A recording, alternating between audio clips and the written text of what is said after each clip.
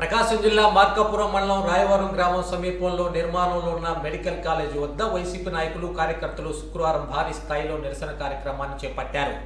ఈ నిరసనకు వైసీపీ జిల్లా అధ్యక్షులు దర్శి శాసనసభ్యులు బుచ్చేపల్లి శివప్రసాద్ రెడ్డి, ఎర్రగొండపాలెం శాసనసభ్యులు తాడిపత్రి చంద్రశేఖర్, మార్కాపురం నియోజకవర్గ సమన్వయకర్త అన్నా రాంబాబు, గిద్దలూరు నియోజకవర్గ సమన్వయకర్త నాగార్జున రెడ్డి, కనిగిరి నియోజకవర్గ సమన్వయకర్త దత్తా నారాయణ యాదవ్ పిలుపునిచ్చారు. ఈ పిలుపు మేరకు గిద్దలూరు, మార్కాపురం, దర్శి, ఎర్రగొండపాలెం నుంచి పెద్ద ఎత్తున వైసీపీ నాయకులు కార్యకర్తలు తరలివచ్చారు.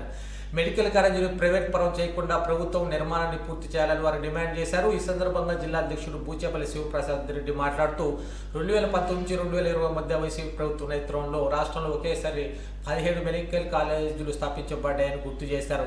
ఇంత పెద్ద ఎత్తున మెడికల్ కాలేజ్ తెచ్చింది కేవలం జగన్మోహన్ రెడ్డి నాయకత్వంలోనే సాధ్యమైందన్నారు. చంద్రబాబు నాయుడు 14 ఏళ్ల ముఖ్యమంత్రి ఉన్నప్పటికీ ఒక్క మెడికల్ కాలేజ్ కూడా రాష్ట్రానికి తేలేకపోయారని విమర్శించారు.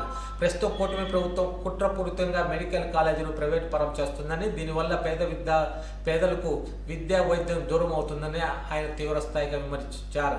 ఈ ప్రభుత్వం తక్షణమే వెనక్కి తగ్గి కాలేజీలు ప్రభుత్వంగానే పూర్తి చేయాలని డిమాండ్ చేశారు. ప్రైవేటీకరణ నిర్ణయాన్ని ఉపసంహరించుకోకపోతే ఉద్యమాన్ని మరింత తీవ్రతరం చేస్తామని వైసీపీ నాయకులు హెచ్చరించారు.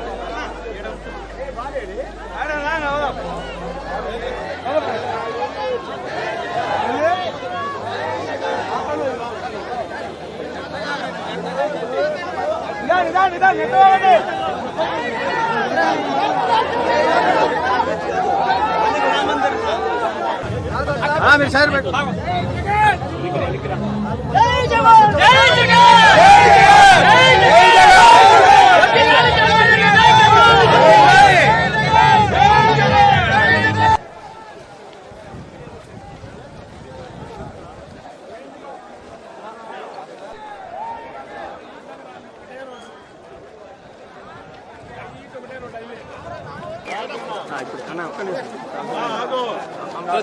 కొద్దిగా పక్కన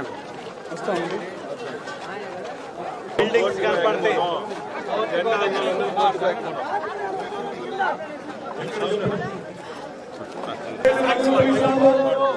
పర్మిషన్లు పెట్టుకోండి అని చెప్పేసి కూడా